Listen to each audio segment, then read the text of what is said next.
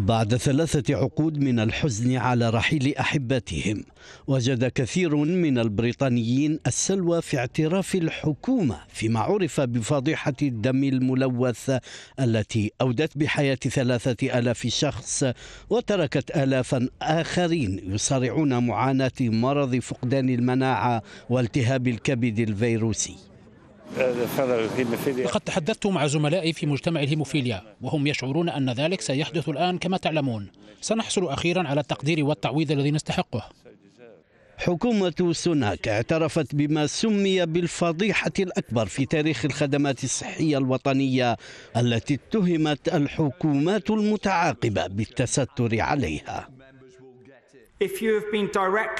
إذا كنت قد أصبت بشكل مباشر أو غير مباشر بالدم أو منتجات الدم أو الأنسجة الملوثة بفيروس نقص المناعة البشرية أو التهاب الكبد الوبائي C و B، فستكون مؤهلا للمطالبة بالتعويض بموجب هذا المخطط. كان رئيس الوزراء البريطاني سوناك قدم اعتذارا وأقر تعويضا للضحايا. سيتم سداد دفعات قدرها 210,000 جنيه للمستفيدين المصابين الأحياء والمسجلين في خطط دعم الدم للمصابين، وكذلك أولئك الذين يسجلون في نظام الدعم قبل بدء تشغيل المخطط النهائي. لكن بعض الضحايا يطالبون بما هو أكبر من التعويض المادي، وهو محاسبة المتسببين في فضيحة الدم الملوث. لقد أردت دائما محاسبة المجرمين منذ اليوم الأول. التعويضات المالية لا تعني شيئا بالنسبة لي، إذ يجب محاسبة أولئك الأطباء.